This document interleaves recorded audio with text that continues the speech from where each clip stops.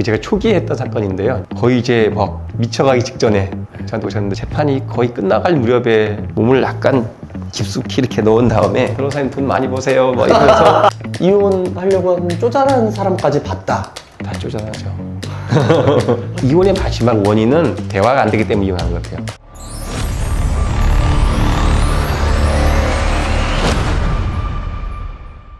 대한민국 가족법의 1% 변호사 엄경천 변호사님 모셨습니다. 안녕하세요, 엄경천입니다.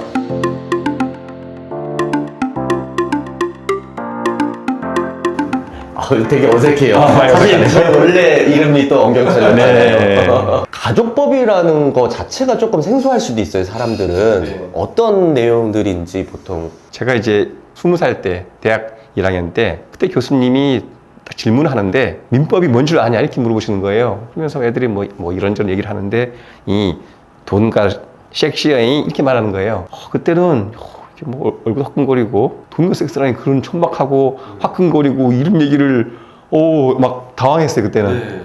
그런데 어느 순간 돼 보니까 맞구나. 사람이 살아가는데 문제가 되는 게 돈과 섹스라는 거죠. 그 친족은 뭐 어떻게 태어나고 부모 자식 관계가 어떻게 형성이 되고 남녀가 부부가 되고 헤어지고 이혼을 하고 그러다가 그 사망을 하면 상속이 어떻게 이루어지고 그런 걸 규율하는 거죠. 친족 상속이.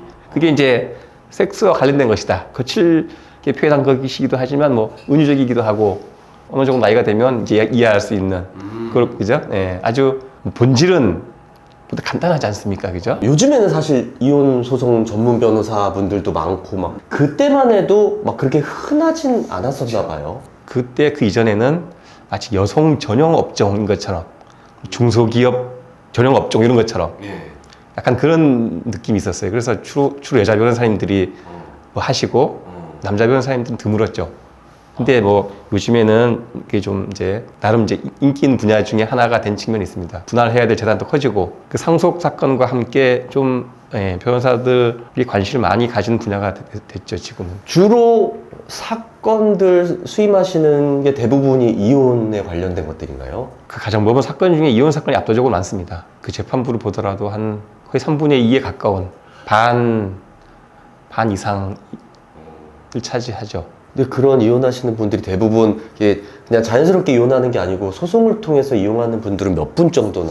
실제 이혼 중에 협의상 이혼이 한 70-80% 정도가 되는 것 같아요. 그러면 수임하셨던 소송 중에 좀 기억에 남는 사건이라든가 이런 게 있으실까요? 그 제가 초기에 했던 사건인데요. 또 연구소에서 일하는 분이었는데 처음에는 뭐 이렇게 시어머니, 시누이와 함께 살면서 힘들었죠. 시어머니하고 시누이도 이혼을 하셨던 것 같아요. 그러다 보니까 참견도 많고 부동산 간섭 등등 잃고 그런 상황에서 거의 이제 막 미쳐가기 직전에 저한테 오셨는데 처음에는 막 몸을 부르르 떨면서 어떻게 될지를 몰라 했었는데 재판이 거의 끝나갈 무렵에 이제 오셔가지고 몸을 약간 깊숙이 이렇게 넣은 다음에 재판 끝날 때쯤에는 이렇게 해서 몸을 돌면서 변호사님 돈 많이 버세요 뭐 이러면서 그 여유를 찾았을 때 내가 뭐 좋은 일을 하고 있는 것 같다 그런 생각이 들었습니다. 아니 어떻게 보면 새로운 삶을 찾아주신 거잖아요.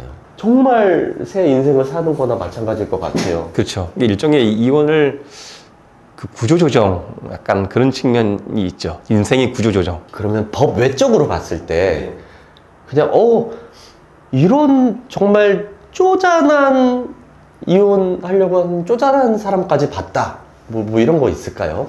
다 쪼잔하죠. 보통 사유가 저는 궁금한 거예요. 물론 당연히 뭐 바람을 피거나 뭐 이런 금전적으로 너무 어려워져서 뭐 이런 경우들도 있겠지만 정말 우리가 생각하지 못했던 막 그런 정말 쪼잔한 사유로 이혼을 하려고 하는 사람들도 있을 것 같아요. 결국 이혼의 마지막 원인은 대화가 안 되기 때문에 이혼하는 것 같아요. 그러니까 뭐 예를 들어가지고 남편이나 아내가 외도를 했다. 그런 경우에 뭐 고백을 하고 용서를 구하고 용서를 하고 그 후에 잘 사는 사람들도 있고 앞단계 원인 여러 가지 있겠지만 뭐 폭언, 폭행, 뭐 부정행위 등등 여러 가지가 있겠지만 마지막에 이혼하는 원인은 대화가 안 되기 때문에 말이 안 통하네. 그래서 이혼이 하는 게 아닌가 저는 그렇게 생각하고 있습니다. 개인적으로 궁금한 게 이런 이혼 소송을 진행하다가 다시 뭔가 애틋한 감정이 들어서 드라마처럼 내가 잘못했어 미안해 그러면서 이렇게 재결합하시는 경우도 있으셨을까요? 없지는 않은데요. 한 1%딱 한 건 본 적이 있어요. 남편이 이혼 소송 치는 중에 남편이 설득을 해서 취하하고 같이 살고 그런 경우는 한 번 이제 본 적은 있어요. 그건 약간 예외적인 경우인데 대부분은 이혼 소송을 하기로 마음 먹을 때까지 시간이 좀 많이 걸리는 것 같아요.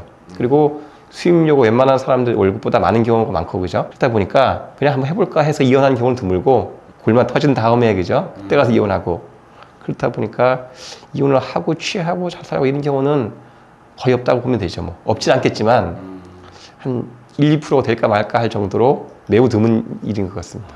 내가 가족법 변호사 하기를 정말 잘했다라고 생각하셨던 순간이 좀 있으셨다면 뭐 제가 혼인 관계를 유지하는데 도움이 되는 측면도 있고 이러면 이혼 당할 수 있겠구나. 이 정도인데도 이혼을 당하는구나. 나보다 훨씬 형편이 나은 사람인데도 그래 원래 옆에 집 망나니 보고 사람 된다고. 그렇죠. 이 집 남편은 나보다 상황이 나은 편인데도 아내가 이혼하겠다고 하는구나 하고 생각하고 너 그런 사람이구나 집에 있는 사람은 뭐 그런 생각을 하기도 하고 또 사람마다 또 기준이 또 다른 거고. 그렇죠. 예. 네. 참 정말 각기 다른 사는 이 모양들이 있기 때문에 더 힘들지 않을까라는 생각이 들어요.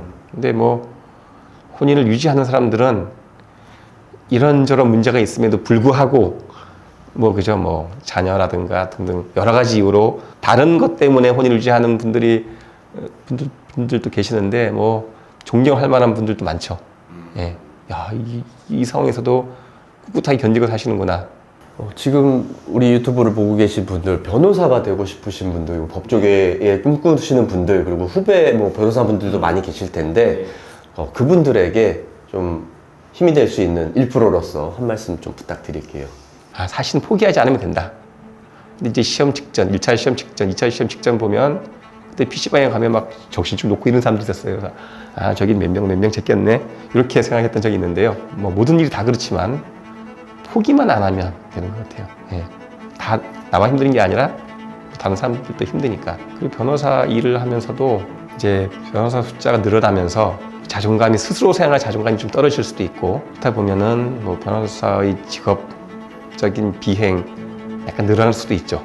가치를 낮게 평가받고 스스로도 가치가 낮다고 생각할 측면이 있어서 그러다 보면 변호사 직업 관련된 범죄가 일어날 수도 있고 뭐 그런 걸 징계를 받고 그런 경우도 많은데 범죄자 나락으로 떨어질 수가 있을 것 같아서 저를 포함해서 그죠 모든 변호사들이 그건 좀 조심해야 되는 게 아닌가. 숫자가 늘어나면서 점점 더 그죠 무리하게 일을 처리하다 보면은 문제가 될 수도 있고 뭐 범죄까지 이를 수가 있으니까 범죄자는 되지 말자 이런 걸 저를 포함해서 같이 좀 생각을 해봤으면 좋겠습니다.